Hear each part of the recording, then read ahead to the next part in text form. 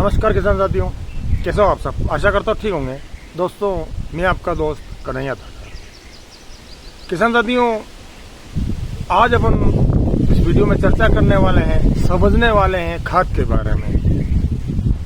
खाद के बारे में दोस्तों अमूमन सभी जानते हैं, तो अपन जो ऊपर लेवल की बातें हैं, कुछ अंदर गहराई की बात करेंगे।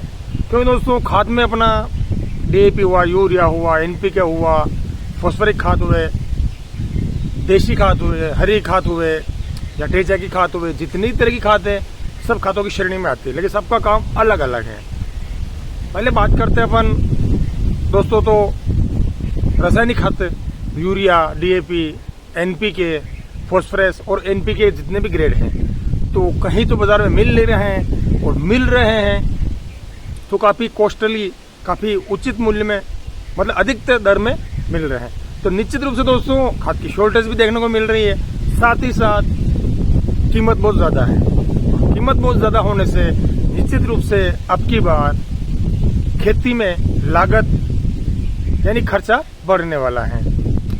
और दोस्तों इसके बाद में बात करते हैं अपन देसी खाद, गोबर की खाद या हरी खाद, या फिर ढेंचा लगा के अपन हरी खाद करते हैं, वो है फसलों के बचे हुए अपशिष्ट जो होते हैं ना, जो कचरा होता है, जो उनके डंठल होते हैं, उनकी भी खाद लगती है। तो दोस्तों इन सबके पीछे एक वैज्ञानिक तरीके से समझे अपन, या फिर किसी तरह से एक सिस्टम काम करता है, और अब अपन आज बात उसी पर करने वाले हैं। दोस्तों अपन रासायनिक खाद डालेंगे, देसी खाद डालेंगे या अन्य कोई दूसरी खाद डालेंगे खेत के अंदर, चाहे वर्मी कंपोस्ट हुआ या कोई सा खाद हुआ। दोस्तों इन सबके पीछे एक पूरा सिस्टम काम करता है।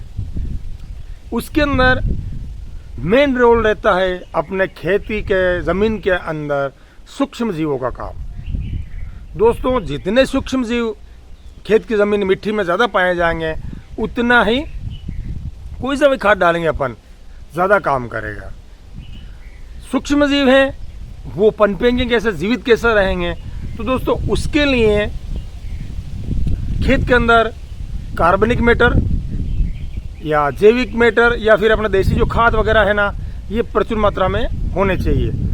दूसरी रासायनिक खाद दोस्तों मिल नहीं रहे हैं, अधिक रेट में मिल रहे हैं, तो अपने को कहीं न कहीं रुख वापस देसी खादों की तरफ करना होगा, जिसमें फसल के डंठल, चाहे अपन हरी खाद हो, चाहे जैसे की खाद बनाए, अपन सड़ा हुआ गोबर डालें, किसी तरह से अपने खेती के अंदर अपने को कार्बनिक मैटर ज़्यादा चाहिए।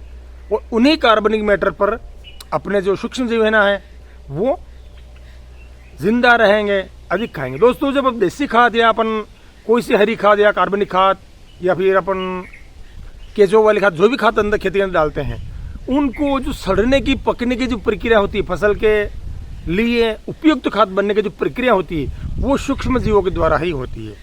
जितने सूक्ष्म जीव खेती के अंदर, मिट्टी के अंदर ज़्यादा रहेंगे, उतने ही ये खाद जल्दी लगेंगे, अच्छे लगेंगे और जड़ों तक पहुंचेंगे। और जितने सूक्ष्म तत्व जीव जो खेती के अंदर कम रहेंगे, उतने खाद देरी से लगेंगे, कम लगेंगे और जड़ों तक कम पहुंचेंगे। दोस्तों जब खेत के अंदर खाद डालते हैं, जो सड़ने की जो प्रक्रिया होती है, सड़ना एक शब्द उपयुक्त नहीं रहेगा, लेकिन जो विघटन होता है उसकी जो प्रक्रिया होती है, उसके अंदर से अपने को जो फॉस्फोरस मिलता है, यूरिया, नेचुरल जो कह रहा हूँ मैं, फॉस्फोरस मिलता है, यूरिया मिलता है, अन्य जो भी खाद मिलते हैं, वो सारे खाद निकल कर फसलों तक पहुँचाने में सूक्ष्म जीवों का सबसे बड़ा रोल है। अब दोस्तों खेत जमीन के अंदर सूक्ष्म जीव कैसे बढ़ाएं, मेन समस्या ये आती है कि इनको बढ़ाएं कैसे। तो दोस्तों सबसे अच्छा तरीका है कि अपना जो कार्बनिक खाद है, जो देसी खाद है, उनको अपन खेती के अंदर ज़्यादा बढ़ाएं। ठीक है, जिन खेतों में खाद नहीं डालें वह खाद डालें। कम से कम 3 साल में एक बार खाद मिलने चाहिए खेत के अंदर, चाहे कैसे भी। क्यों दोस्तों इधर लागत बहुत ज़्यादा बढ़ गई है। आज लगभग 2400 रुपये का NPK का कट्टा आ रहा 50 किलो का, ठीक है ना, और 1846 मिल ही नहीं रहा है।